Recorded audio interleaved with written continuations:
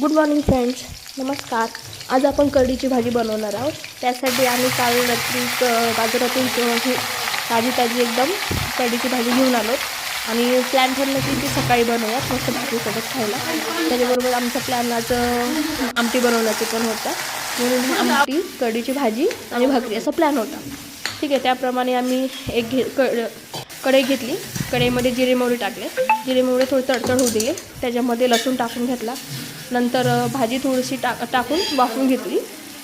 भाजी वाफली थोडीशी, त्याच्यामध्ये शेंगदाण्याचा बारीक केलेला कुट्टा टाकून घेतला आणि मस्त ते थोडंसं वाफवून दिली. आणि वाफवून झाल्यानंतर मस्त अशा प्रकारची आता भाजी तयारी झाली आहे. एकदम सुंदर आणि टेस्टी लागते एकदम. हे बघा तुम्ही किती छान दिसत आहे. एकदम सुंदर लागते अशी बाजूची भाकरीसोबत किंवा ज्वारीच्या भाकरीसोबत खूप छान लागते.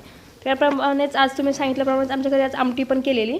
त्याची पण रेसिपी लवकरच आपल्या व्हिडिओला मी टाकेल त्याप्रमाणे.